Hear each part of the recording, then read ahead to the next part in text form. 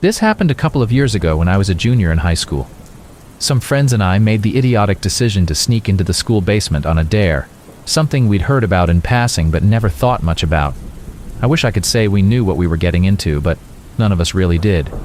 Our high school is old, built in the 70s, and while it's been renovated a few times, some parts of it still have that original, cold, slightly industrial vibe.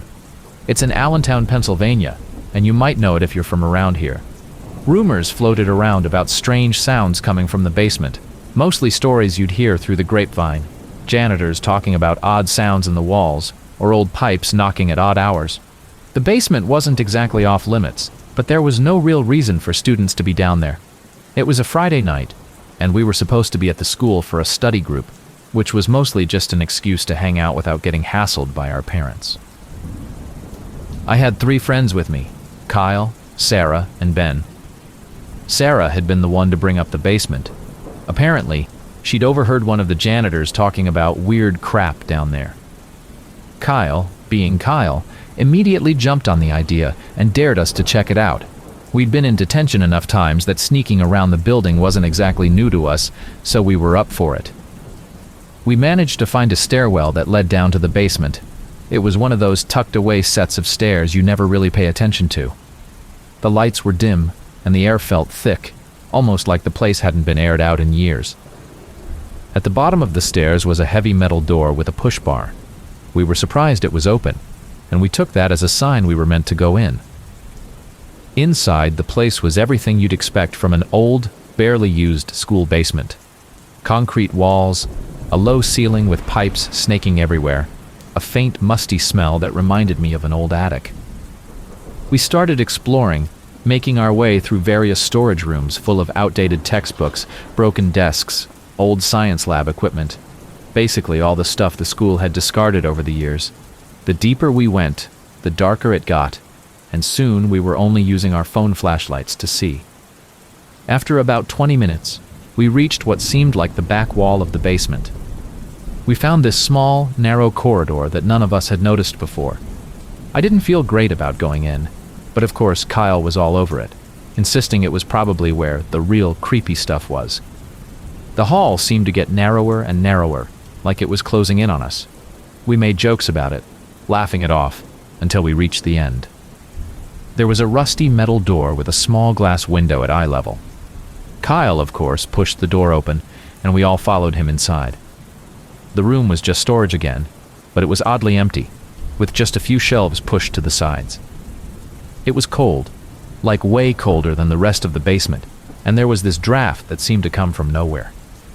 The only noise was the low hum of the pipes above us. We walked around, looking for anything remotely interesting, but there was nothing except a small panel on the wall. Kyle, curious as ever, walked up and started fiddling with it. The next thing we knew, we heard this loud click, followed by the sound of a door slamming shut. Sarah turned her flashlight toward the door, and our hearts collectively sank when we saw the metal door was closed. We tried pushing it open, but it wouldn't budge. Panic hit immediately, but we tried to stay calm, convincing ourselves it was just some old lock that needed a good shove. We took turns throwing our weight against it, but it was solid, like it was bolted from the outside. Then, we started to notice just how little air was circulating in there. It was like the entire room was sealed off, and with each failed attempt to get the door open, the air seemed to grow thicker. Ben suggested we turn off our flashlights to conserve battery, leaving us in near total darkness. I can't even describe the feeling. It was a kind of suffocating silence that pressed down on us, interrupted only by the faint sounds of our breathing and the distant hum of pipes. Hours started to pass, and we still hadn't heard a single noise from outside. I didn't have a watch, and phones didn't work down there. No signal, no Wi-Fi. Kyle and Sarah took turns pounding on the door, yelling, hoping a janitor might hear us, but it became painfully clear no one was coming. The worst part was the quiet. In that room, every little sound felt amplified. The drip of water from somewhere above, the quiet scratching noise that none of us could place, probably just rats, but in the silence, it sounded like it was right next to us. Sarah started breathing faster, and eventually she sat down, pressing her knees to her chest, trying to keep it together. None of us wanted to admit we were scared, but we were all feeling it. Time became this weird, elastic thing. I think at some point I fell asleep, or at least drifted into some kind of half-sleep. When I came to, I noticed the air had become stale, almost sour. My throat was dry and I had a splitting headache. The lack of fresh air was taking its toll. Kyle muttered that he was feeling lightheaded too, and Ben kept wiping his forehead with his sleeve. As the hours wore on, reality set in that we might be stuck in that room until morning. We barely talked anymore, just sat in silence, conserving our energy and trying to ignore the growing ache of hunger and thirst. Sarah occasionally whimpered, a sound that echoed off the concrete walls, making the space feel even smaller. At some point, the idea of yelling for help again seemed pointless, and we just sat there, waiting, each of us lost in our own thoughts. The longer we were in there, the more claustrophobic it felt. Every once in a while, we'd hear strange noises from beyond the walls, pipes groaning, something that sounded like scratching, even a faint rattling from somewhere in the distance. It was almost like the building itself was alive and reacting to us. I remember starting to feel a strange kind of despair, like we were buried alive down there, forgotten in a dusty, unused corner of the school that no one would ever think to check. When we finally heard footsteps and the sound of a key turning in the door, it took a second to even register. The door creaked open, and a janitor's face appeared, his eyes widening in shock when he saw us. We stumbled out into the hallway, blinking against the sudden brightness. I remember him asking us what we were doing there, but none of us could speak. We just wanted to get out.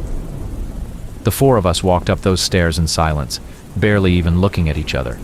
It was already morning, the first hint of daylight streaming in through the windows. We didn't bother telling anyone what happened, and no one asked. I was one of those students who stayed late to study. Our high school library in Westfield, New Jersey was open until 8 p.m. for people like me who liked to stay late and work, and I'd go at least once a week. It was mostly quiet, sometimes eerily so, with just a few other students or the occasional teachers staying late to catch up on grading. The school library had a cozy but deserted feel at night. Looking back, I guess that coziness gave me a false sense of security. One evening in early December, I was cramming for a big biology exam. I had the corner table all to myself, my books spread out, and the fluorescent lights above me buzzing faintly in the otherwise silent room. There was a bit of snow falling outside, making the world look dim and hazy through the windows. The library felt warmer than usual, almost too warm, but I shrugged it off, probably because I was wearing my coat. I had earbuds in, not to listen to music, but just for the noise-canceling effect. It helped me focus and drown out the little sounds around me. At some point, I noticed movement out of the corner of my eye. I glanced up, expecting to see another student or one of the staff, but it wasn't anyone I recognized. The man looked a bit older than most people you'd see at the school, with a baseball cap pulled low over his face and a slightly worn jacket. He was standing a few aisles away, just looking at the shelves like he was browsing, but something about him felt off. I brushed it off and went back to my notes, assuming he was maybe a staff member or a janitor I hadn't seen before. But then, a few minutes later, I looked up again, and he had moved closer. Now he was standing in the aisle just across from me, staring at a shelf without pulling out any books. His back was to me, but he kept glancing over his shoulder, and I could feel that he was aware of me. I took my earbuds out, suddenly feeling more alert. The library had this creepy, isolated vibe at night, and I was the only student left. I started to get that nagging feeling in my gut. The kind where you feel like something is wrong, but you try to ignore it because you think you're just being paranoid. I tried to keep my focus on my notes, but I couldn't help glancing up every now and then. Each time I did, he was still there, either pretending to look at books or just standing silently. A few times he walked down a different aisle, only to come back and stand near me again. I started to feel the hairs on the back of my neck rise. I debated packing up my things and leaving, but it was close to 7:45, and I didn't want to lose the time I had left to study. I told myself he was probably just another staff member, maybe even a parent waiting for their kid who was in detention. But then, he started circling my table, moving through the aisles in a way that seemed far too intentional. At first he would just walk by, not looking directly at me, but still hovering, close enough that I couldn't ignore his presence. I couldn't shake this instinct to keep him in my peripheral vision, even as I pretended to keep studying. My mind was racing, thinking of every possible explanation for why he was hanging around. Maybe he was waiting for someone. Maybe he'd lost something. But each theory I came up with felt weaker than the last. Something about the way he moved felt wrong. When it was almost 8 p.m., I started packing up my things, feeling a sense of urgency building up.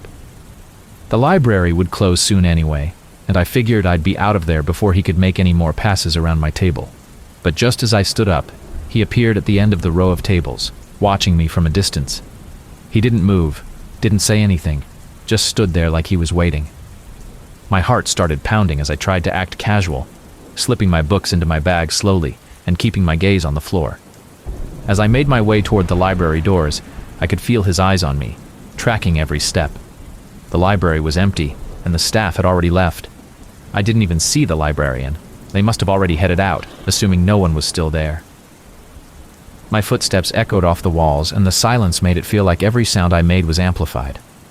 I glanced back, just once, and saw him standing near the back shelves, still watching me.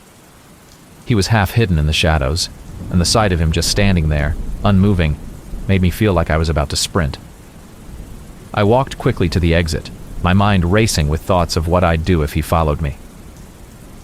The building was mostly dark now, the only light coming from a few overheads in the hallway. I could barely hear anything other than my own footsteps, but then I caught another faint sound. A second set of footsteps, slow and deliberate, following me down the hall. I wanted to run, but something in me said that if I did, he'd speed up. I tried to keep my pace steady, listening as his footsteps grew louder, closer, until it felt like he was just a few paces behind me. I made it to the main entrance doors, shoved them open, and slipped outside, the cold air hitting me like a slap to the face. I glanced back, expecting to see him behind me, but the hall was empty. My car was in the parking lot a little way from the entrance, and I practically jogged to it, my heart pounding in my chest. I didn't see anyone around, but I felt this overwhelming need to get to safety as fast as I could. When I reached my car, I fumbled with my keys, feeling the cold metal slipping in my sweaty hands. I finally got in, locked the doors, and looked back toward the school building. Through the dim light from the library's windows, I could see a shadowy figure standing just inside the doors. He was watching me from behind the glass, motionless, like he was waiting for me to come back. I sat there, frozen in my car, just staring at him.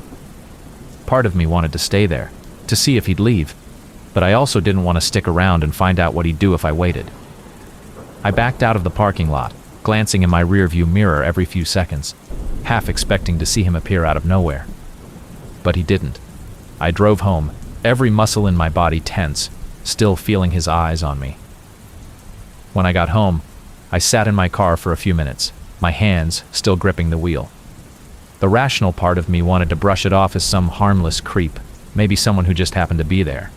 But the feeling I'd had, the silent tension of him watching me, was something I couldn't shake. I never stayed late in the library again after that night.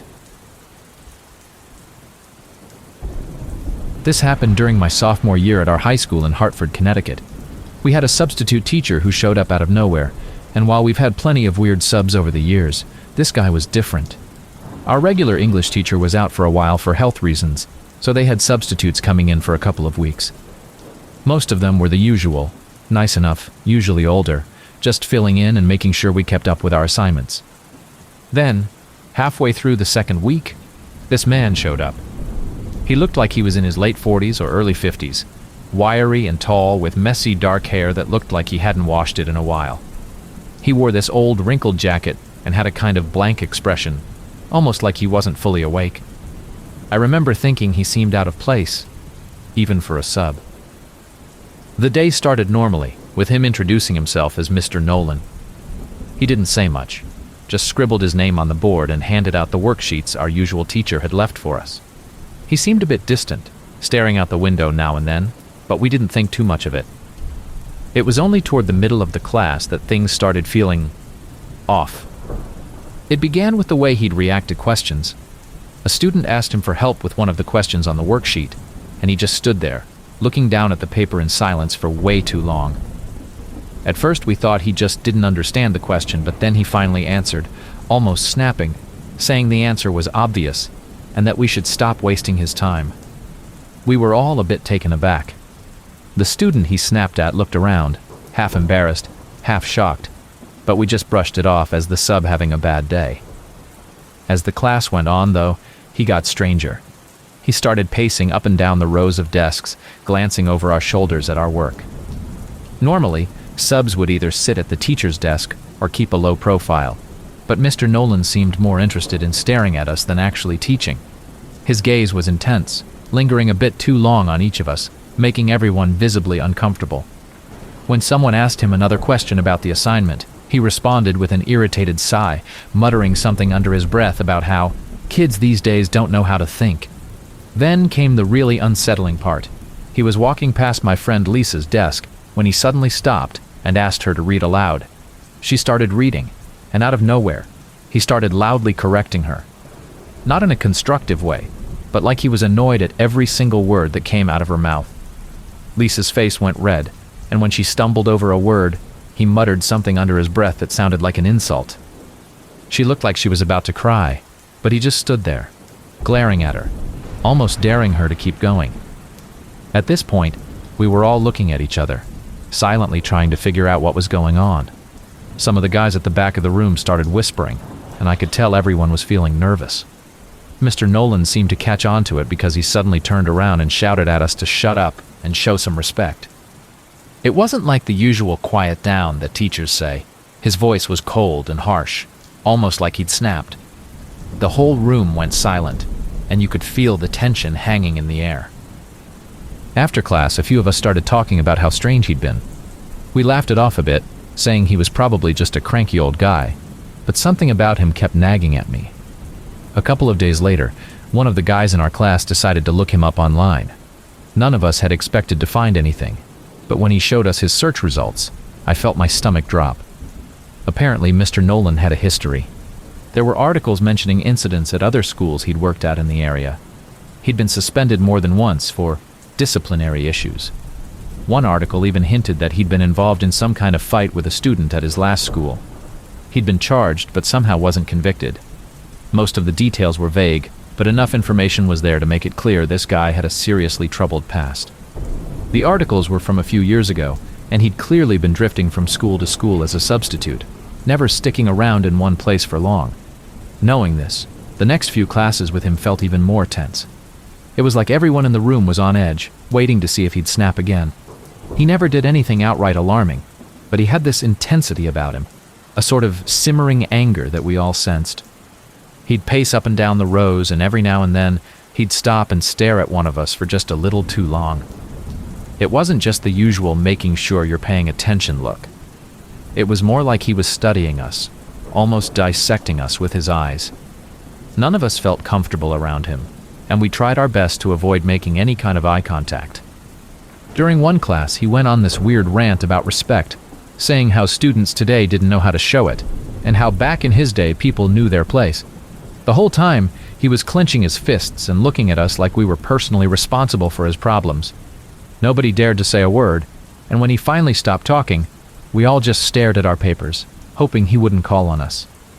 On his last day, he started class as usual, handing out some worksheets, pacing around the room, muttering to himself. But then, toward the end of the period, he suddenly stood still, right in the middle of the room. He looked around at each of us with this strange expression, almost like he was sizing us up. Then he walked to the front, stood there silently for a few seconds, and just stared at us. The bell rang, and he didn't even flinch. We all got up as quickly as we could, practically running out of the room. I remember feeling a huge wave of relief as soon as I stepped into the hallway. After that day, we never saw him again. He didn't come back the following week, and when we asked the principal about him, we were told he'd been relieved of his duties.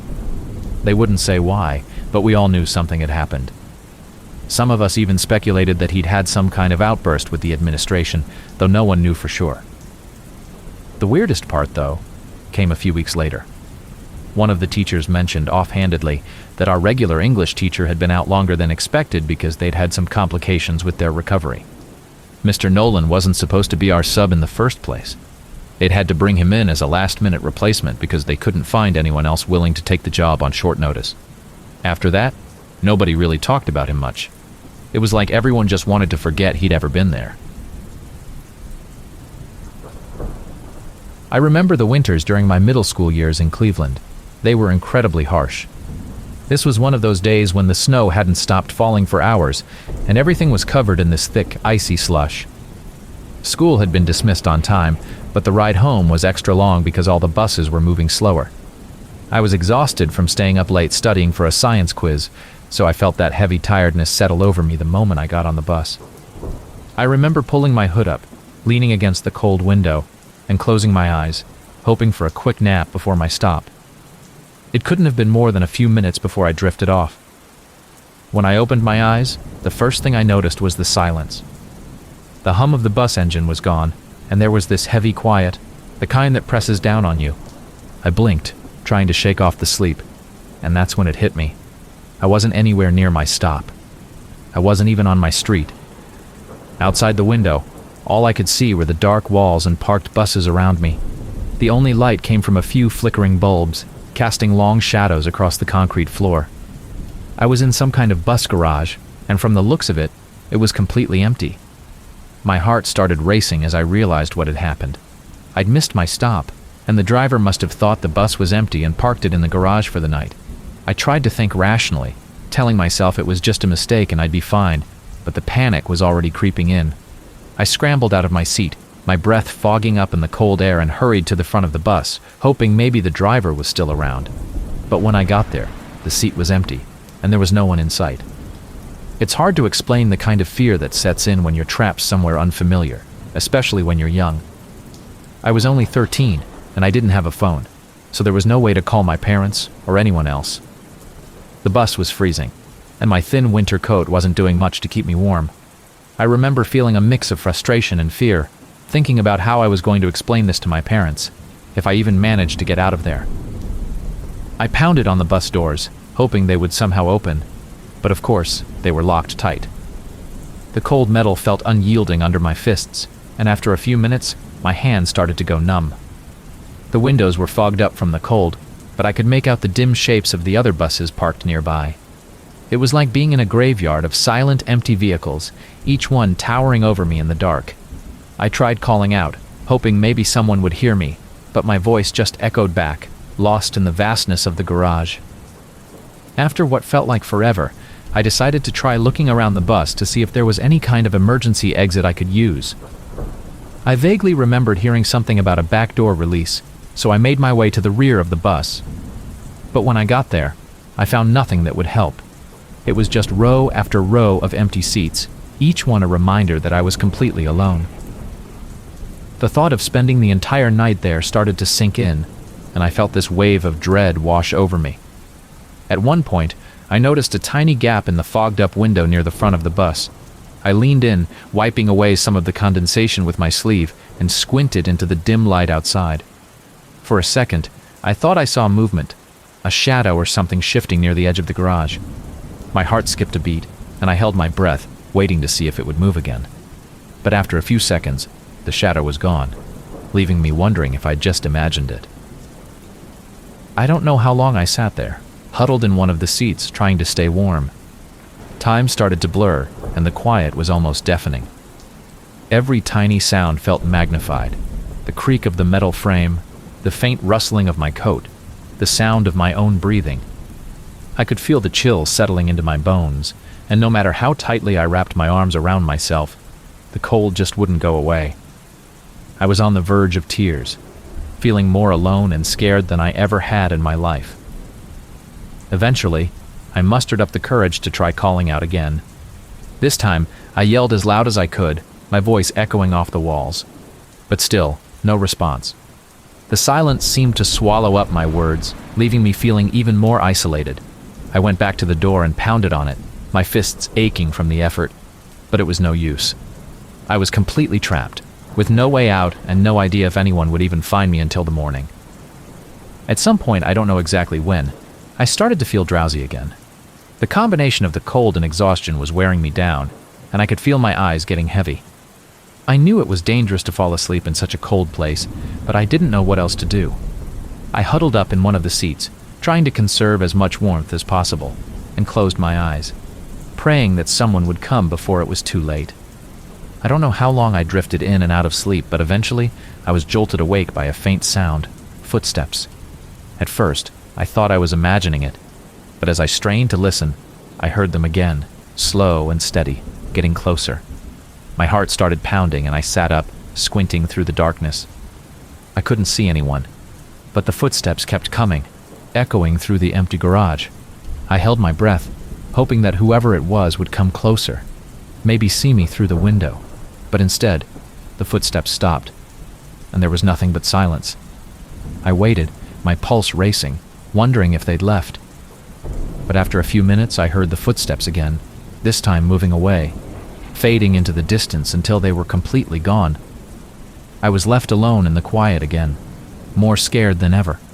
The footsteps had felt real, but the way they just stopped and then started again made me question if I was losing my mind. I started banging on the doors again, yelling as loud as I could, hoping that maybe whoever had been there would hear me. But there was no response, and eventually, I gave up, slumping back into the seat, exhausted and freezing.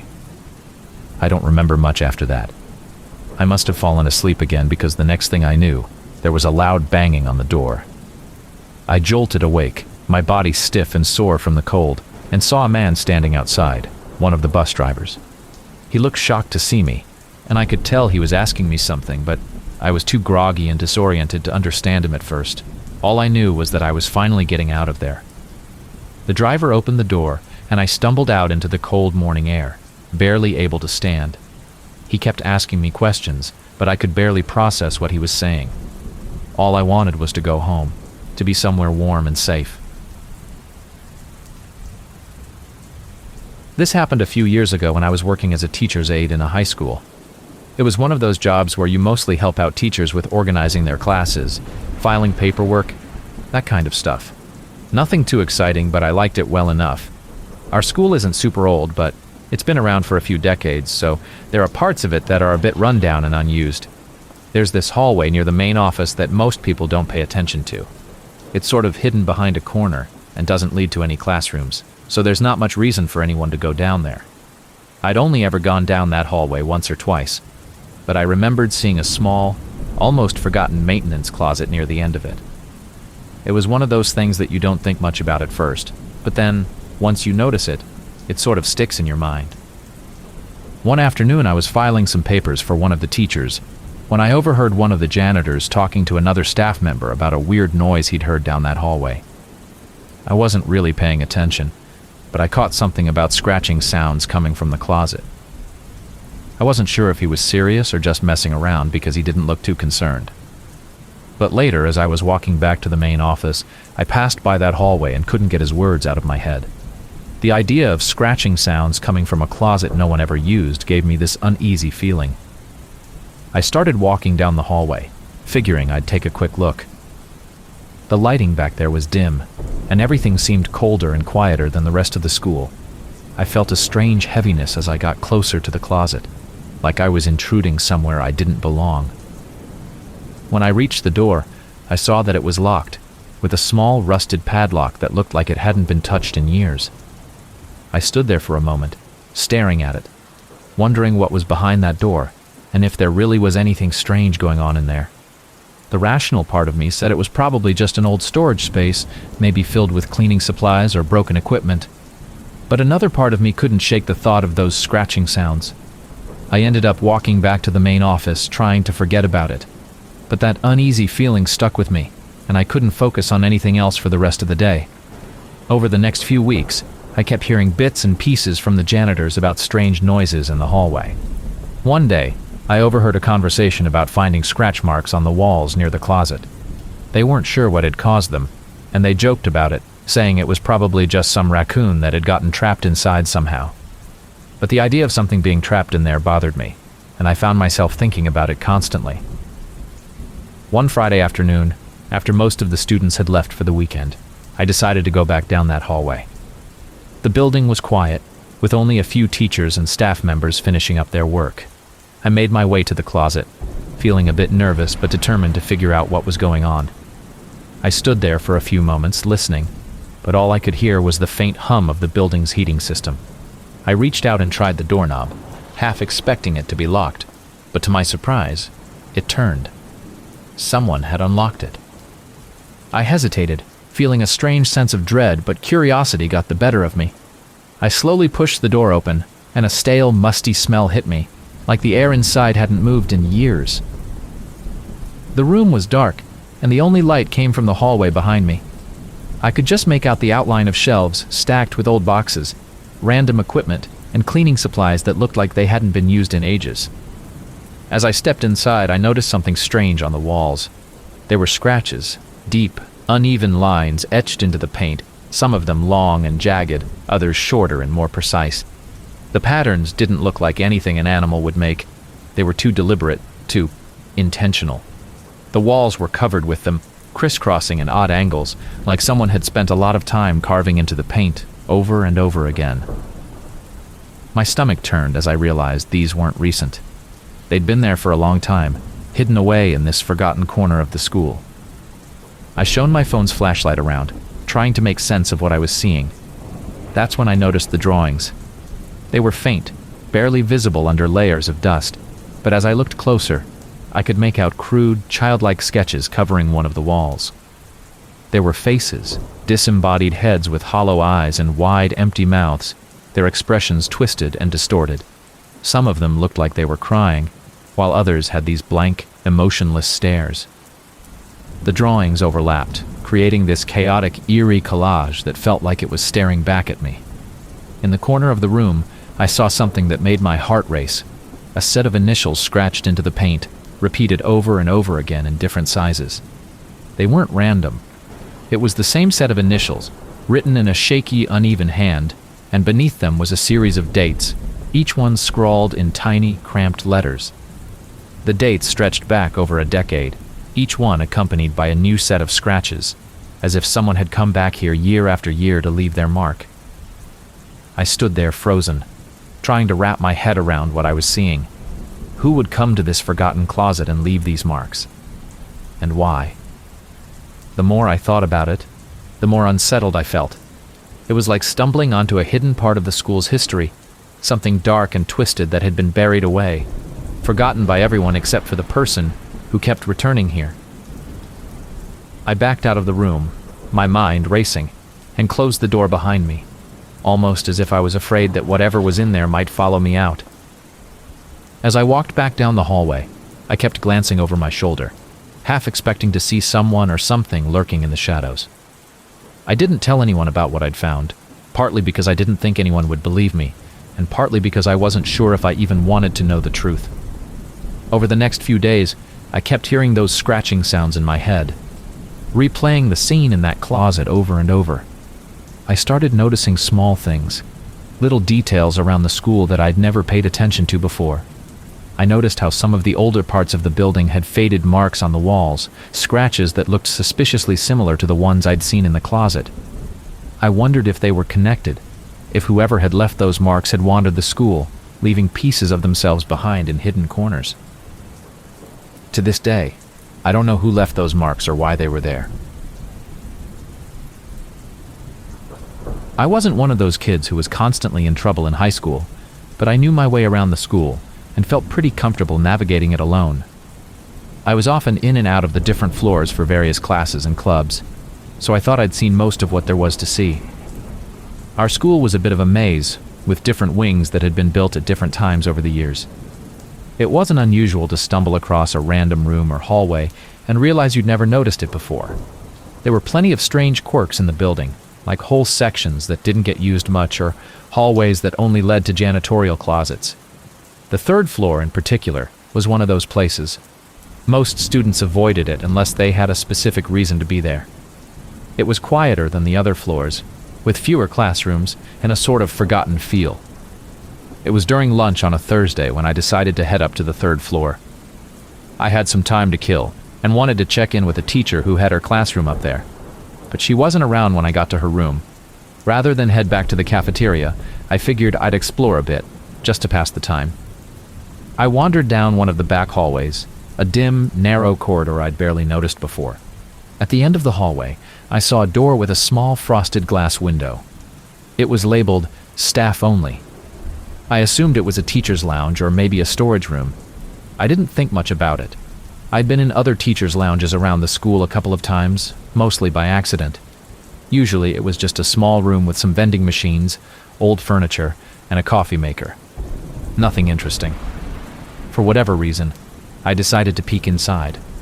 The door wasn't locked, so I pushed it open and stepped in, expecting the usual, maybe a couple of teachers on their break, or an empty room with coffee stains on the tables. But as soon as I walked in, I realized this wasn't like any teacher's lounge I'd seen before. The room was dark, lit only by the dim gray light coming in from a single window on the far wall. The air was thick, almost stale, with a faint smell that I couldn't quite place. I immediately felt out of place, like I'd walked in on something I wasn't supposed to see. There were a few chairs scattered around, all facing inward, forming a sort of half circle. In the middle of the room was a low, plain table, empty, except for a single notebook lying open. I couldn't make out what was written on the pages from where I stood, but something about it felt oddly personal, like I'd intruded on a private moment. Then I noticed the people. They were sitting in the chairs, all facing the center of the room, their backs partially turned toward me. I couldn't see their faces, only the tops of their heads, and each of them was sitting perfectly still. None of them moved, or even seemed to notice I was there. There was a strange tension in the room, an unnatural silence that made the hairs on my arms stand up. I counted 4 of them, all seated around the table, their postures rigid and formal. I felt frozen, unsure if I should back out slowly or try to explain myself.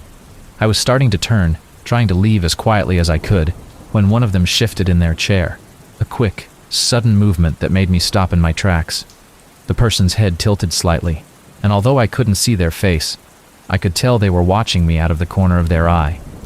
I didn't know why, but something about that glance felt almost hostile, like they were warning me not to move any closer. I looked around the room again, taking in more details. There was something old and almost decayed about the place. The walls were painted a dull beige color that was peeling in spots, revealing an older, darker paint underneath. The carpet was threadbare, faded with stains that looked ancient, as though they'd been there for years. There were no personal touches, no posters or decorations, nothing that made it feel like the usual teachers' lounges I'd been in. It was like this room had been frozen in time, untouched and forgotten, and yet here were these people, sitting in it, as if they'd been there all along. Then one of the others moved, a slow turn of their head that felt calculated, almost synchronized. They didn't look at each other, didn't speak or acknowledge each other in any way. They all just seemed to be waiting. For what, I couldn't imagine, but the silence and the stillness in the room were unbearable. I felt like I was intruding on some strange ritual or meeting that was never meant for me to see. I slowly started to back up, my hand reaching for the door behind me. I was almost out when I heard the faintest sound. A whisper, soft and barely audible, like it was coming from somewhere deep in the room. I couldn't make out any words, but it sent a shiver down my spine. The whisper wasn't coming from any of the people in the chairs.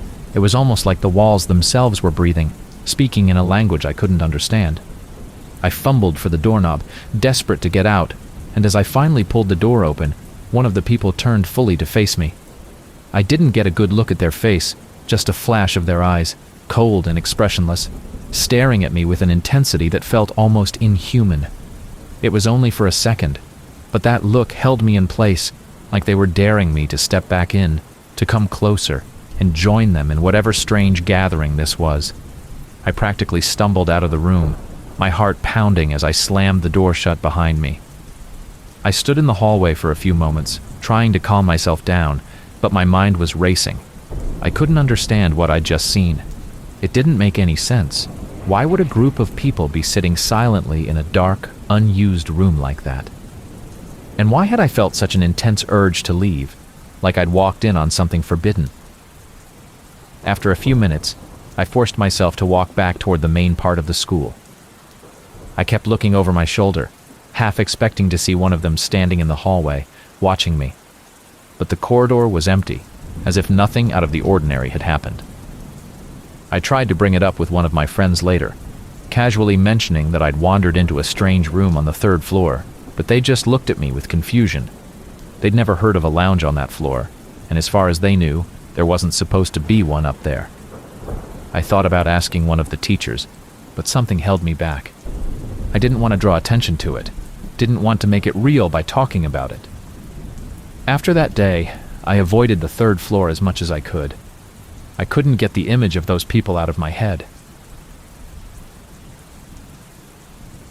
A few years back, when I was in high school, I had one of those minor run-ins with a teacher that landed me in after-school detention. It was the kind of detention where you just sit in a room for an hour, and the supervisor doesn't even really care what you do, as long as you stay quiet and don't cause trouble. The detention room was one of those drab classrooms tucked away at the end of the hall, usually used as storage or for overflow classes. I was the first one there that day, and the supervisor barely glanced up as I walked in and took a seat in the middle of the room. A few other students trickled in, all with the same bored, annoyed expressions. Most of them just pulled out their phones or put their heads down on the desk to sleep.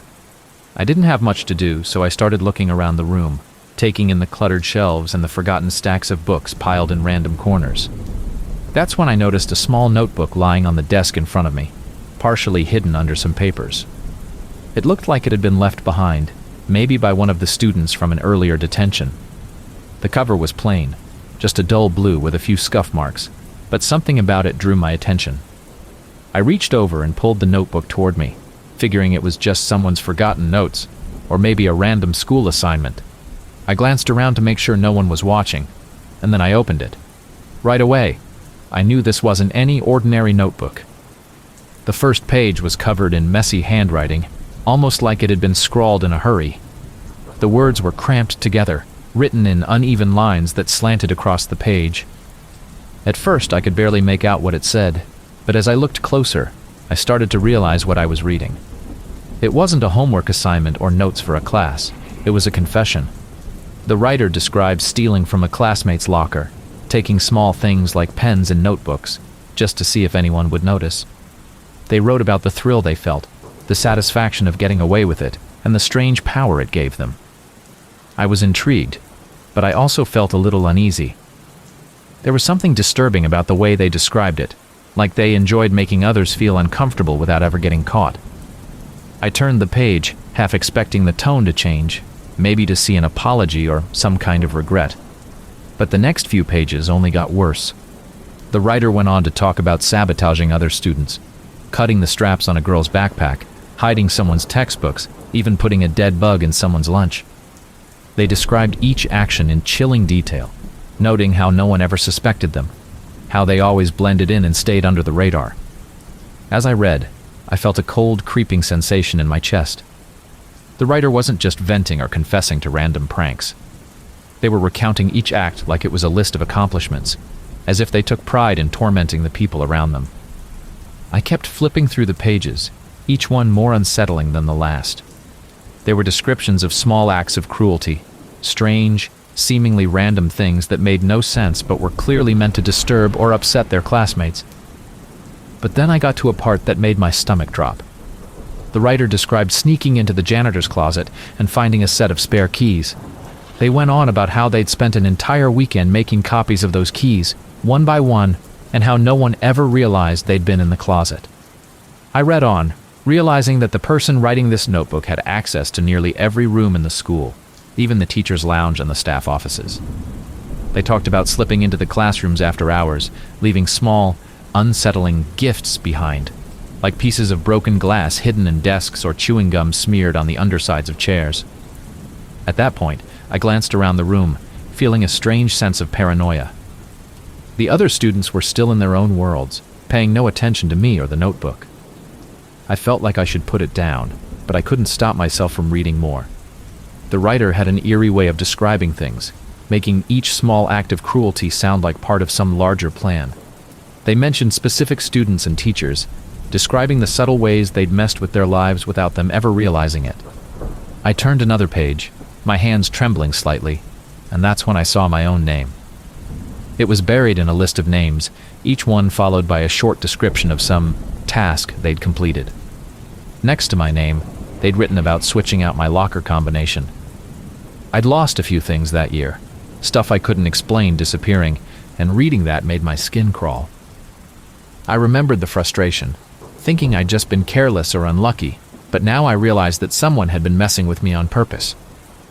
I kept reading, feeling my chest tighten with every new entry. The names went on, each one with a note about something this person had done to them. Small, unsettling things like tampering with their belongings or spreading rumors that somehow made their way around the school. They even wrote about things that had happened in detention, like slipping notes into other students' bags or scratching rude messages on the desks before anyone got there.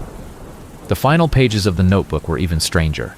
The writer stopped listing specific acts and started talking about feeling like they were part of something bigger, like they were fulfilling a role that no one else could understand. They described the feeling of control, the thrill of seeing the tiny ripple effects their actions had on everyone around them. They wrote about watching people react to the small inconveniences, the little frustrations they'd created, and how it made them feel powerful in a way nothing else did. By the time I finished reading, my hands were shaking. I looked up, half expecting to see someone watching me, but the room was as quiet as ever. I slipped the notebook back under the papers on the desk, trying to calm myself down. I didn't know who had written it, but I had a gut feeling that they were still around, still lurking in the school somewhere, waiting for their next chance to mess with someone. For the rest of detention, I couldn't focus. I kept glancing around the room, looking for any sign that someone knew I'd read the notebook.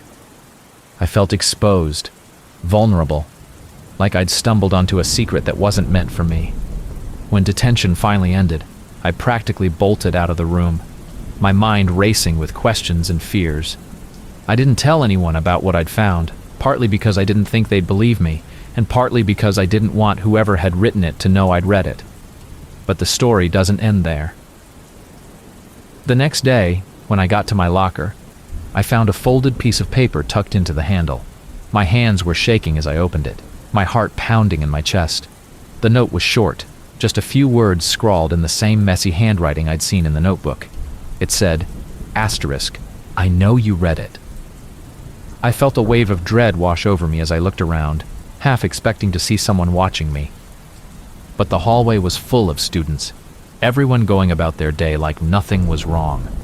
I stuffed the note into my pocket, my mind racing with possibilities. Whoever had written the notebook knew I'd found it, and now they wanted me to know they were aware. For the rest of the week, I felt like I was constantly looking over my shoulder, jumping at every small noise, every whisper I heard in the hallway. I never saw the notebook again, and I have no idea what happened to it. I had an experience during my sophomore year of high school that still gives me chills every time I think about it. Our school was one of those older buildings with long hallways and buzzing fluorescent lights, and that evening I was there a little later than usual for a club meeting. What was supposed to be a normal walk through the hallway turned into one of the most unnerving experiences of my life. It was late in the fall, right after daylight savings had ended, so it was already pitch black outside by the time our meeting wrapped up around 6:30 p.m. Most of the school was empty by then, with only a few of us stragglers from various clubs still hanging around. The main hallways were dim, with only the emergency lights left on, casting long shadows down the empty corridors. The whole building had this eerie, silent feel, like it was holding its breath. I had a little routine of walking through the east wing to get to my locker and grab my things before heading out. Usually, there'd still be a janitor or two around, but that night, it seemed like the whole school was deserted.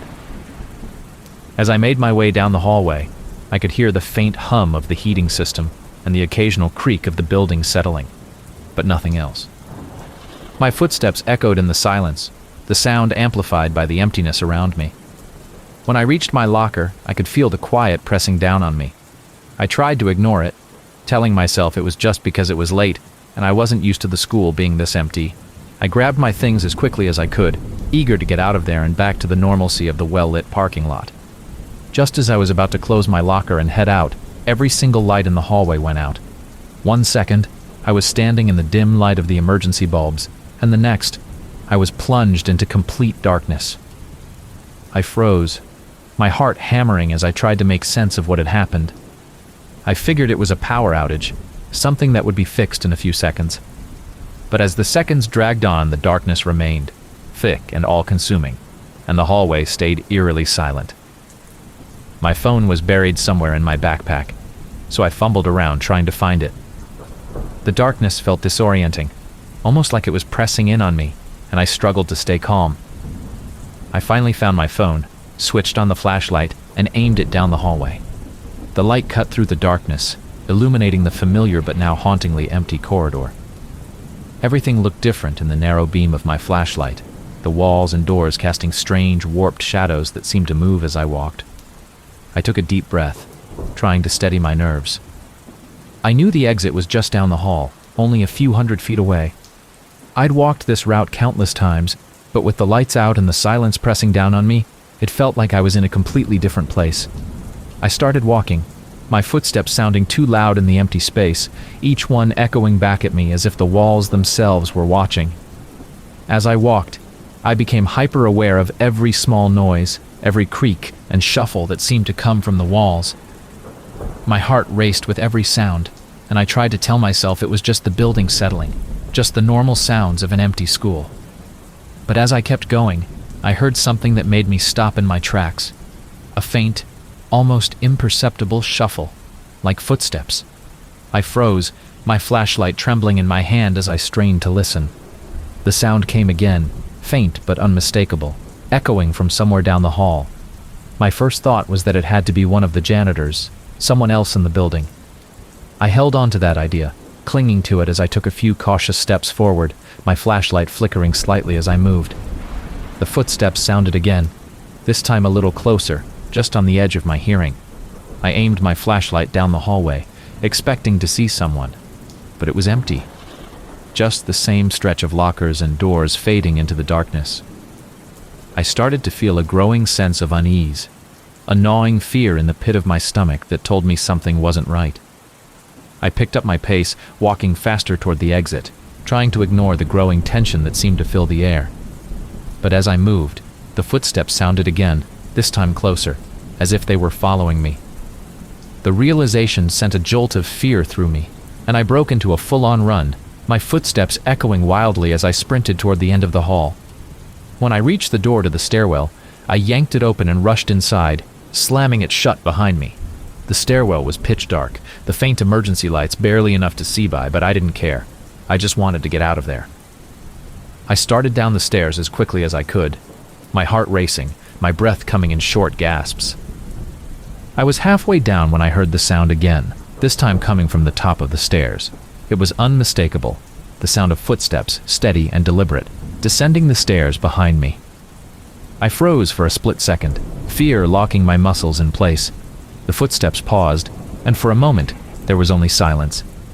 Then they started again, each step echoing down the narrow stairwell, getting closer with each passing second. I turned and ran down the last few flights, not daring to look back, my only thought to reach the exit before whoever, or whatever, was behind me could catch up. My phone light flickered as I stumbled down the steps, the shadows dancing on the walls around me. I finally reached the bottom, practically crashing into the door at the base of the stairs. I pushed it open and stumbled into the lower hallway, only a few feet away from the exit. My heart pounded as I sprinted down the corridor, the footsteps still echoing in my ears. I didn't look back, didn't stop, just kept running until I reached the main doors and burst out into the freezing night air. As soon as I was outside, the silence hit me like a wave. I stopped, my breath fogging in the cold, and looked back at the school.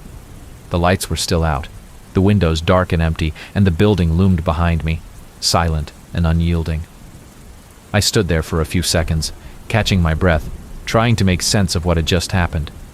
I never saw anyone following me, and when I finally worked up the courage to tell someone about it, no one seemed to believe me.